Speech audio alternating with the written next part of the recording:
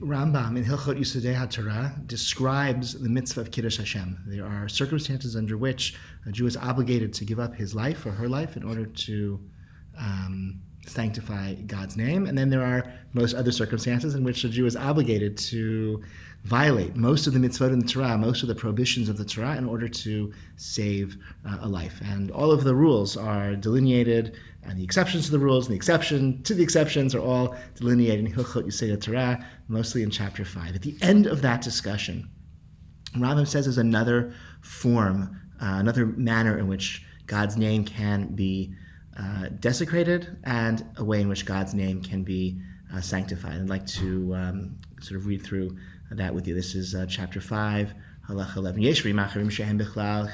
There are other things that are within this category of Chil Hashem, of desecrating God's name. These are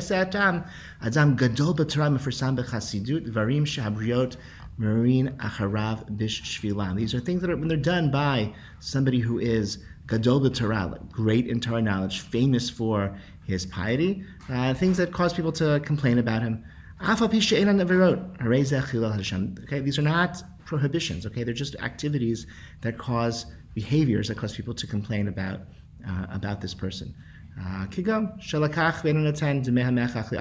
things, doesn't pay right away. And he has the money. Okay, right? The sellers have to, chase after him to get paid, and he gives them the runaround, okay, until he finally pays. Right? He sort of hangs out in, taverns, okay, in places of ill repute, and just wastes his time in frivolity. Doesn't speak pleasantly with people. Doesn't greet them in a friendly way.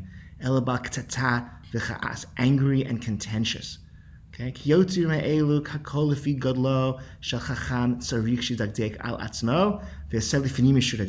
to the degree to which this person has a reputation for Torah scholarship, according to the degree to which this person represents the Torah itself, so too this person has to be beyond the letter of the law, within the letter of the law. Okay, things that are not necessarily forbidden, but just things that cause people to talk about him, think about him in a negative light. This person should avoid that too is a desecration of God's name. And then Rambam writes,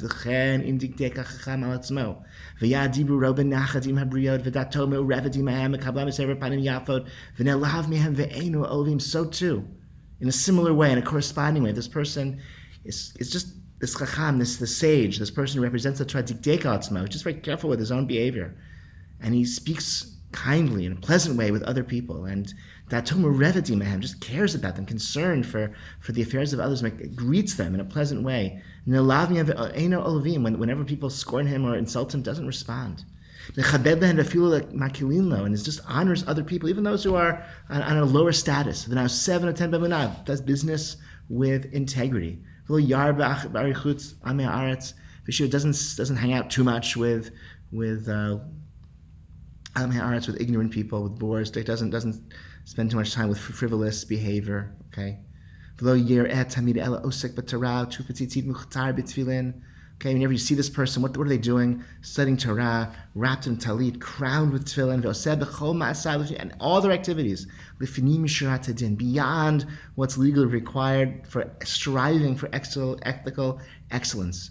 And it's not, not aloof and off in some cave somewhere. Everyone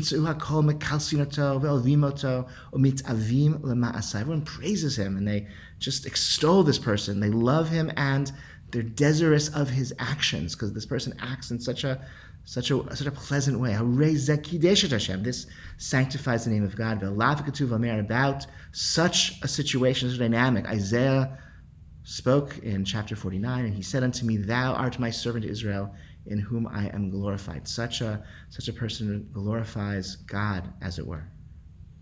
Okay, Rambam treats this as well in Hilchot Shabbos, where he says that those who are unwilling to violate Shabbos to save life misunderstand Judaism in a fundamental way. Okay, the fact that we violate Shabbos to save life, he says, "Halamadata she'ein mishpatei Torah nekama b'olam ela rachmi v'chesed v'shalom b'olam." Okay, the rules of the Torah aren't nekamas. They don't come into the world to exact vengeance and punishment, right? The rules of the Torah come into the world for rachamim, chesed, and shalom, for mercy, for kindness, and to increase peace in the world. That's why God gave us the Torah. V'ilu apikorsim shamrim shezeh chilul Shabbat. Okay, that's asur, right? Those heretics who think that Shabbat should not be desecrated to save human life. About them, Yechezkel said, "V'gam ani atati lahem chukim lo tovim u'mishpatim lo yiyu lahem." I too have given them statutes that are not good and judgments that they will not live with. Okay, so the Veichik pointed out that the elevation here in Rambam's language, that this lack of understanding about how Hilchot Shabbos works, like, can land somebody with the epithet of being a heretic, is because these rules, as he elaborates them, are Hilchot Yesod HaTorah. This is the very foundations of what the Torah is about. That the Torah exists for a purpose. That purpose is to bring mercy and kindness and peace into the world. That's what we're all about. And this is a dynamic which really anybody who represents Judaism, represents Torah, can exhibit it in our lives. Okay, and it doesn't matter.